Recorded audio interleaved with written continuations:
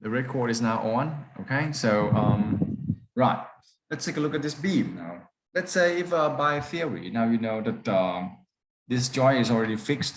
Okay, that joint is already fixed. There's one troublesome joint here where it's not really fixed, but by using the moment distribution, we're just going to try to fix it.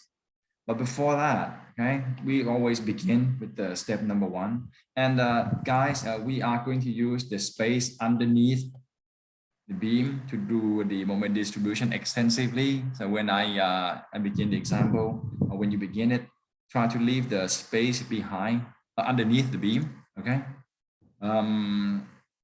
So that you can do it without giving yourself too much work. So I'm just gonna write my procedure. Well, step number one here. I'm gonna calculate my relative stiffness. That's a mistake. Relative stiffness.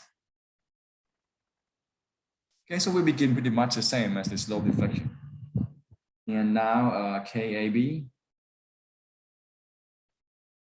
is EI is constant, so KAB becomes I over 8. KBC, well, I forgot to give it a name, right? Let's call this A, B, and C. Okay, so KBC becomes I over 12. When you see something like this, can you see which member is stiffer? Which member would have more stiffness? A, B, or B? AB? Of course, AB, because with the same moment of inertia, AB is shorter, so it should be stiffer. So when you do the relative stiffness, you should have KAB greater than KBC, right? So let's say K is equal to I over 24. But that means I now have KAB equal to 3K, and that becomes 2K. And I can say that sigma KB is 5K, correct? Now we move on to step number 2, distribution factor.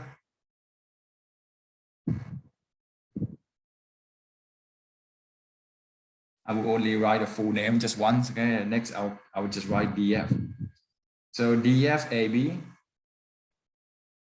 the distribution of member AB, of course, we need to use that at joint B, right? Because joint B is formed by member AB and BC coming together. So DF AB, that's 3K over 5K, right? So I can just say 3 over 5, 4.6. Too close to this side, maybe I'll move it a little bit. Okay, and 3 is not very clear. Let's rewrite it. And distribution factor for, let's say D, for B, member BC, that's 2K over 5, right? So it's 2 over 5, that's 0.4. Notice how, you know, when you combine them, it gives you 1. So step number 3, that's fix and moment.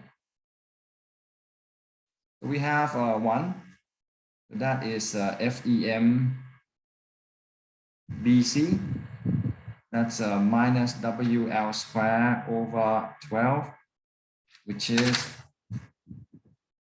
minus 3, L is 12, square over 12, that is 36, minus 36 meter. And this is equal to minus FEMCB. So now we have pretty much everything we need. So I'm just going to create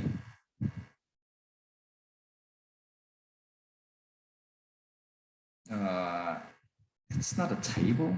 I don't know how to call it, but it's going to be my moment distribution.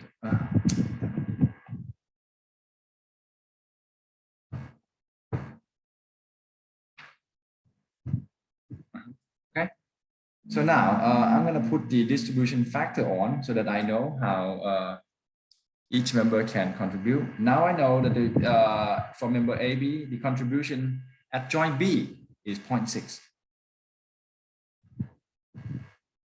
And for member BC, it's 0.4. Now remember, in this case, joint B is not naturally fixed. We have to fix it in order to calculate fixed end moment. Now joint A is already fixed. So that means you don't have to do any process with it at all because it's already naturally fixed. So the distribution factor here is going to be 0. You can throw anything in it and it will not come out because it is already fixed. Okay, now you have fixed end moment at BC equal to minus 36. And at C, you have 36.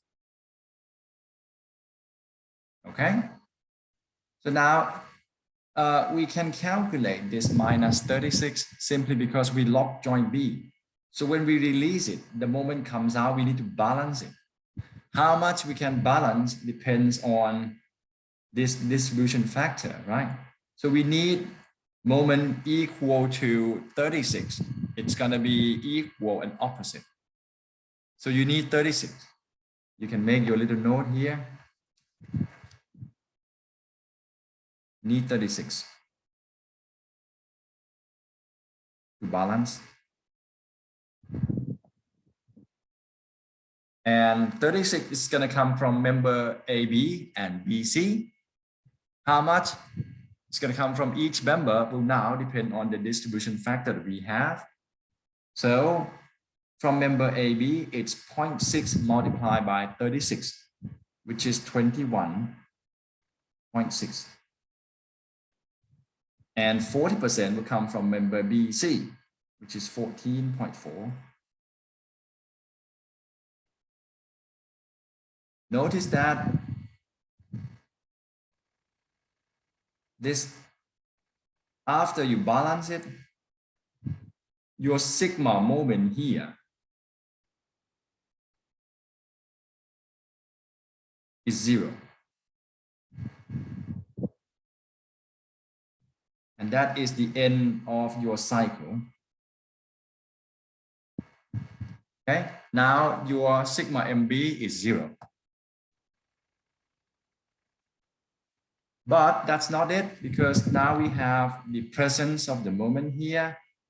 It will cause a moment on the opposite end. How much? Now that is the carryover factor, right? The carryover factor means that a half of this will be present on the opposite end.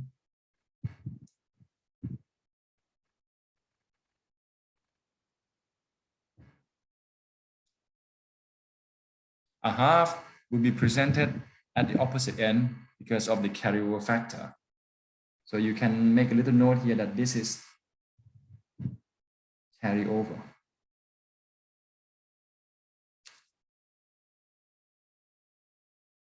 Okay. Now, what happens after this? This one got carried over to the fixed support, which is already fixed. So this moment goes in there, then that's it. Because it goes into the fixed support, you don't need to release it. So no moment will ever come out of this again. And likewise, this moment goes into the fixed support, which is already naturally fixed. So nothing will ever come out. And because this is the new moment in the second cycle, but these numbers are in the fixed support, which already fixed, so we don't release them. So that means that's it. That's your answer for your problem. Okay, so that's it of the procedure. Okay, so that's the end of it. So that means the moment here is 10.8. And the moment here will be the summation of everything you have in this column. So it is 21.6. And here, that will be the, we have something lighter than this, no? It will be the summation of everything you have in here. So that will give you minus 26 of 21.6. See how they are equal and opposite? Because we already checked in this first cycle that sigma moment is 0. So that means this positive value must be equal to this value, which would be added up and equal to negative minus 21.6. So if you take care of each cycle, this will come out to be equal and opposite in the end. Okay, and that is 43.2. So that's it. We are finished. First problem. See how quick that is, right? Okay, any question?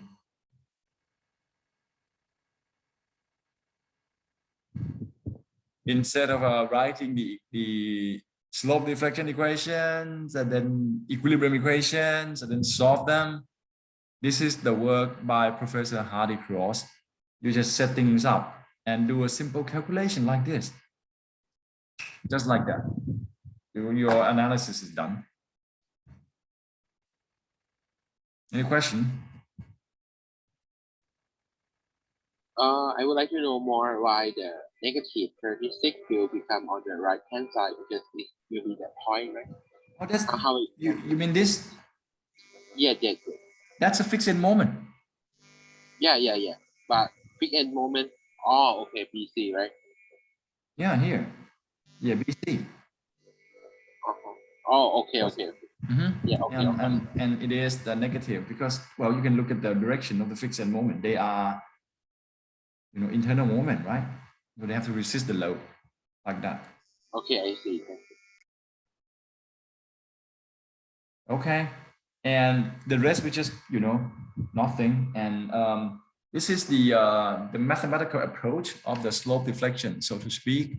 So the sign convention is pretty much the same. If you use the sign convention clockwise positive for your fixed end moment, well, this will be a positive clockwise as well. So that means now if you are going to complete your work, now you have a clockwise moment here, 10.8 and 21.6. Right, and then another one, you have the uniform load, and then this is negative 21.6, and then this 43.2. Okay, so that's it. Okay, so let's take a look at the next example then. Okay, because we don't have anything more to talk about. Wow, I have so many, a lot of space. Really? Okay, anyway, now let's take a look at this one. Okay, now the procedure is it's going to be pretty similar to what we have before. This time it's going to be more spans, and the now you have more of the supports where they are not naturally fixed. So let's see how much trouble they can cause. Okay, so let me start off by relative stiffness again.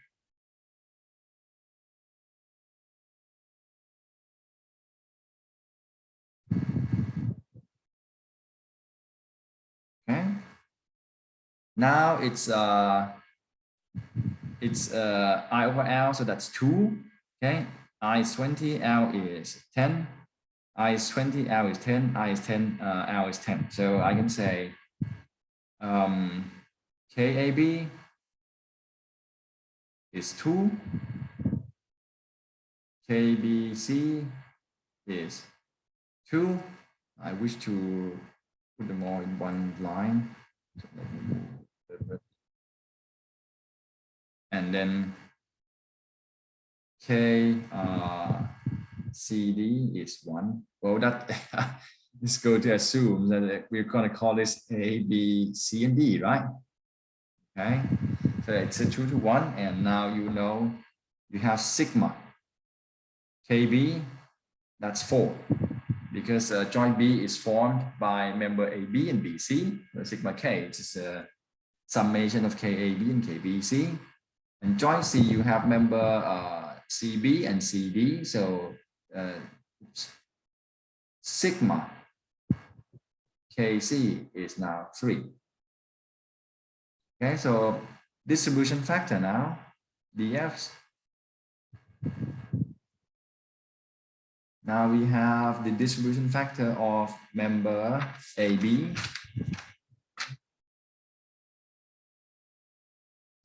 That's going to be 2/4. And for BC, because they are pretty much the same. So for member BC, that is also 2/4. Now be careful a little bit, because BC, the distribution factor BC here is for joint B. That's why I write BC. And then you will have distribution factor CB. Okay, that's for joint C. So this guy becomes 2/3. And distribution factor for CD, that's 1/3. Okay, now fixed moment. I think this one is going to drag on pretty long, so let me try to write fixed moment here. Try to organize your own lecture, okay? FEM BC, that's minus PL/8. Okay, so I'm not going to write the formula anymore. I think you should be familiar with it by now. So P is 20, L is 10/8. That is minus 25 ton meter, which is equal to minus F. Oops. Okay, minus FEM CB. Okay, and FEM CD is minus 1.2 WL. L is 10/12. That is minus 10 ton meter, and that is equal to minus fixed end moment DC. Okay. Now we're going to do this.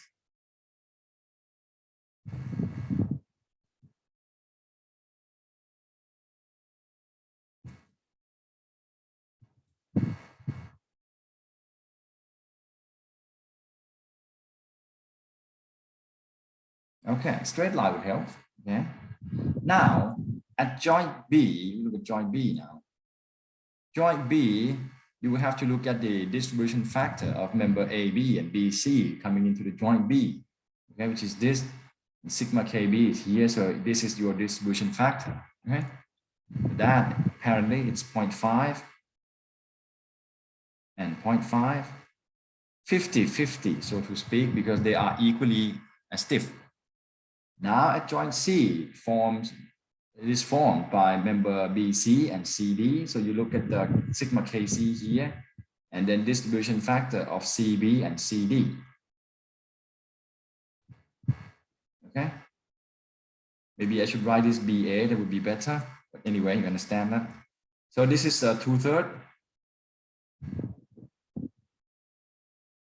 And that is 1/3.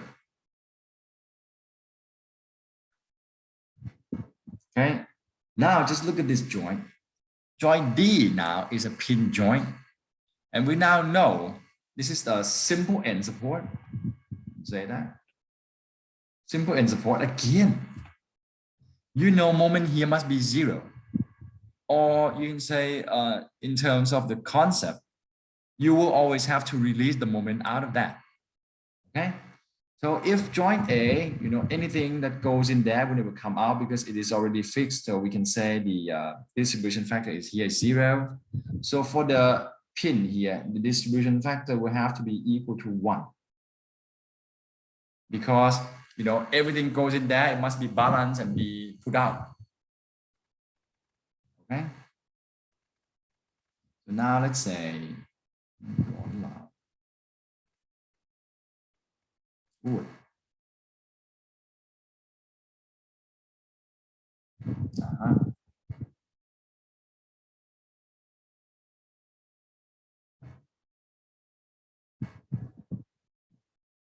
Okay, it's pretty convenient. Huh?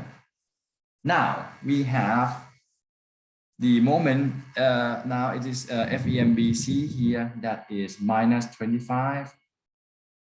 That is 25. For CD, that's minus 10. That is 10. Okay, so we now going to have to balance this. Now the total moment you need to balance here is, let's take a look at joint B first. You need to balance minus 25 by finding 25 from member AB and BC. So try to be consistent with the previous example. What color did I use? I don't remember. So I'm not going to scroll back up. It's painful. Let's try to use the color, whatever color I have in mind. So you need plus 25 to balance this so that sigma MB is 0. Okay. You need plus 25 here so that sigma MB is 0. 50% is going to come from member AB and 50 is going to come from member BC. So we can write this down as plus 12.5 and here is another 12.5. Okay, like the 5, let's try it again. So by having a quick look at this, you know that your sigma MB is 0, right? By the end of the cycle, it's 0. So I can, okay. No, I can do it later. So now look at joint C.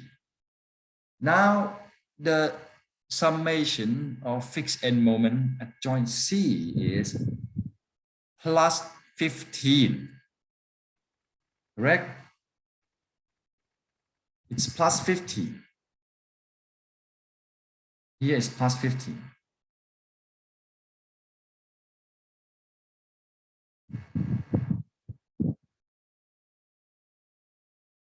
So to make this moment equal to 0, you need minus 15. And that minus 15, 2/3 of that is going to come from member BC because of the distribution factor. 2/3 of plus 15 will come from member BC. So that means this is 10.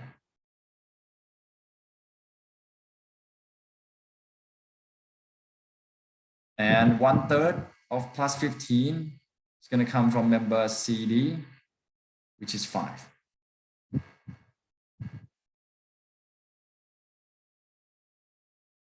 Okay, so if the first line is plus 15, that's plus 15, right? So it has to be negative. You see how easy we can make mistakes? It's plus 15, so we need minus 10 and we need minus 5. Okay, because I know this because I always look at the summary. See, the first line is plus 15. So this line that balance must be equal to minus 15. So that I know right away, oh, I need the minus sign. So now when you sum everything up here, it is 0. Okay, let's move on to the next joint because this one is also a pin. You have unbalanced moment of 10 because you get this by locking joint D, right? You lock joint D to calculate this fixed moment. So now you unlock it, you have to balance it. So simply this becomes minus 10.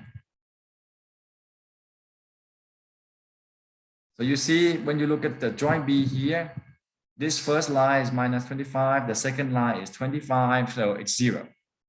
This first line is plus 15, the second line is minus 15, so it's 0. This is 10, this is minus 10, so it's 0. So now we have balanced our first cycle. You can draw the line to end the procedure. Okay, nice. But this time, ladies and gentlemen, when you look at the joint, you have to carry this over, correct? This guy will have to go over 50% to the opposite side. I can use a different color to give a better feeling. Maybe green.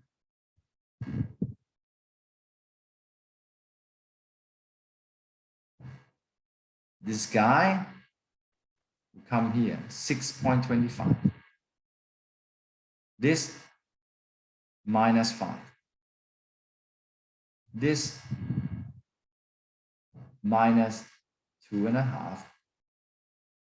This -5. A question?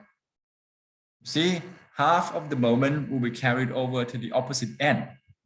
So unlike the first problem, we now we have the many joints that are not fixed. So when you release, a lot of moment come out.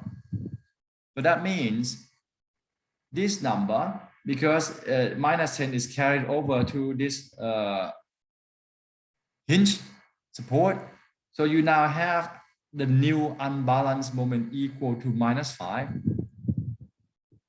Now you have the new unbalanced moment here equal to 1.25.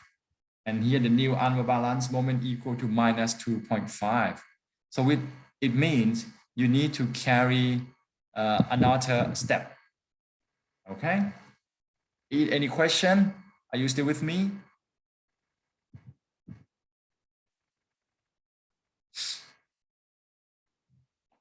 Okay? So with this -5, you now have to balance it by +5, correct? And 50% is going to come from member AB. So it's 2.5. And another 50% from member BC. So you see that is 0 now. On the left side, here is the fixed support. So it goes in there just like that. So end of story, nothing to do with it. Now we move on to joint C. Now your unbalanced moment here, if you want to take note,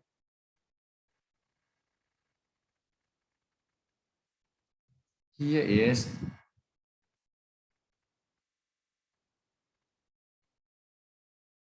one and a quarter, right? So you need to balance that by -1.25. So 2/3 is going to come from member BC. So 2/3 multiplied by that, give it the opposite sign, it's -0.83. And here is -0.42. And here is nothing but just the opposite. So it's 2.5. That becomes the end of your cycle.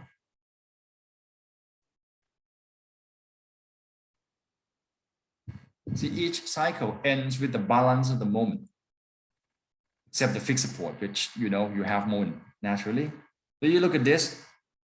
This line is -5. The second line is +5. So sigma moment here is 0. This is +1.25. The second line is -1.25. So the summation is 0. And this is clear enough. Okay. But again, now you see, because we need to release this joint because it's hinged. So that means you have carryover moment again. Now this go about 1.25 now. This half is about -0.42. That is 1.25. This is 1.25. That is -0.21. And now we go again. Okay. Balance it. 50%. So that is 0.21. That's 0.21. Okay, that's 2.5. So we need minus 2.5. 2/3 of minus 2.5 is minus 0.167. Here is minus 0.83. And here, of course, you need 0.21.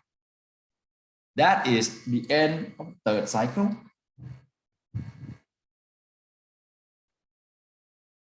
So you can draw the line here. Okay. Again, notice that this cycle, first line is minus 0.42. The second is plus 0.42. So sigma moment here is 0. This first line is 2.5. The second line is minus 2.5. So sigma moment here is also 0. Here is 0 enough. Okay. So you see by the end of each cycle, your sigma moment is always 0. For those of you who are careful and you check by the end of every cycle, you know, in the end, you're going to have equilibrium. For those, for some who makes mistakes, it's because they just go ahead and do it. And then sometimes they just make some numerical error, some simple arithmetics, you know, error. And then in the end, it's just going to mess things up. But, you know, let's say if you miss one number in one cycle, that cycle becomes, say, not 0, but you carry it out, the next cycle becomes 0, 0, 0, 0. And in the end, oh, it's not 0. So it's pretty difficult for you to figure out what goes wrong or where or when. So it's not a bad idea to try to check after the end of each cycle, just to make sure that you get everything 0. And we can go on and on and on and on and on and on. Here, that is going to be minus 0.84. That is 0.11 now. Actually, you can use more numbers, but you don't have to write them all down. You know?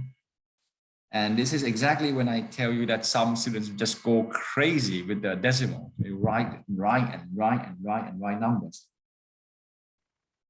You know?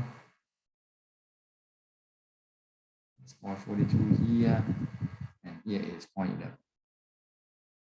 Okay. So I'm going to say it before you say anything, that when do I know when to stop? Okay. First and foremost, if you carry the moment over here, there is no way that you can stop, because when you have the new carryover moment here, now take a look at this. Each cycle is balanced. So when you have the new moment here and you don't balance it, you're not going to have equilibrium. So whenever you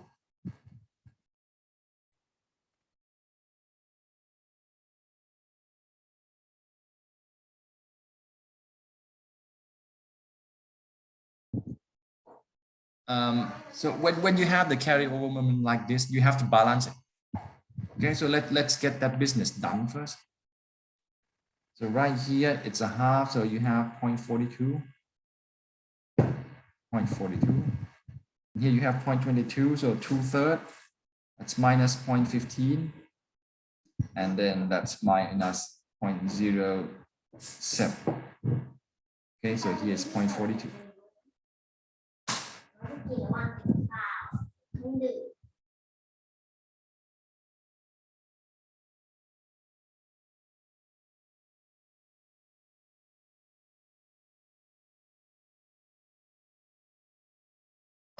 Okay, so that's the end of the cycle,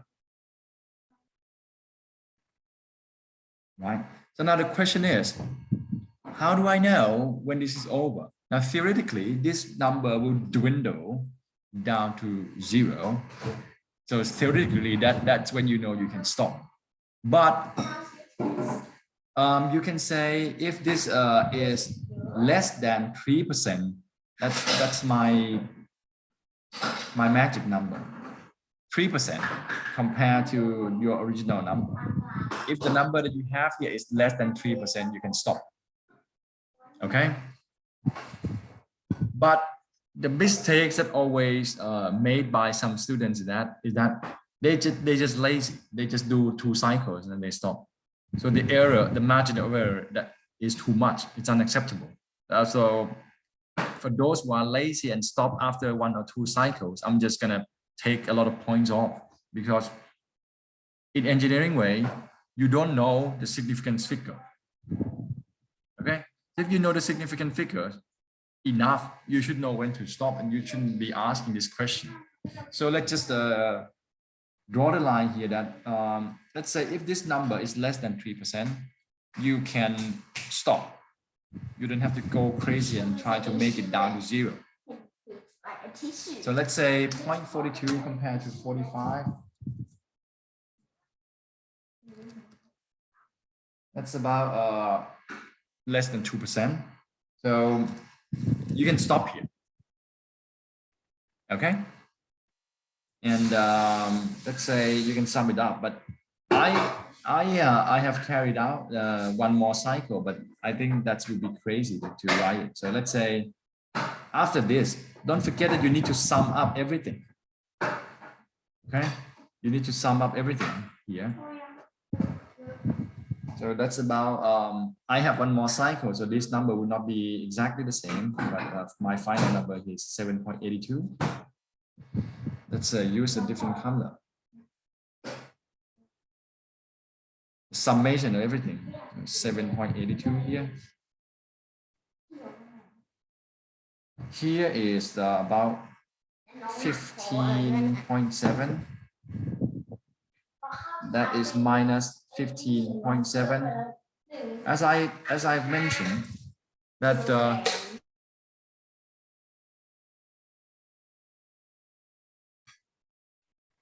if you check by the end of every cycle, things should come out to be exactly the same and opposite in the end. Now this is easily achieved if you check every cycle. This thing's going to come out equal and opposite, because if you look at 1 cycle, this is 12.5, this become minus 12.5, you can clearly see. The end of the second cycle, this is 2.5, that is minus 2.5. This is 0.21, this is minus 0.21 by the end of the cycle. So by the end of each cycle, left and right are always equal and opposite. So in the end, if you sum up everything, it should come out this way. Correct? And likewise, we can go on and say here is 19.9. That is minus 19.9. And needless to say, that has to be 0. So they are, it may look long, but you can see that the procedure itself is pretty simple, because you don't need to solve any complex simultaneous equations at all. It doesn't matter how many equations you have. You can always, plug away with the distribution factor and carryover factor, and it's like half-life. So things will dwindle down to 0. How can one professor come up with the idea like this is, always amaze me. I think he's a very, very smart engineer. But you see, with this, you don't even need any calculator or computer. You can just go ahead and do it. So let's say one day, if the electricity went out in your office and you had to perform the analysis, you can always trust the moment distribution to do the job for you. Okay? Is there any question? Could you give some example of 3% maximum, please? Of what? Of what maximum? 3%. Like when we. I already said that. You see, you compare 0.42 to 25, so that's less than 3% of 25. Oh, okay. Is there any more?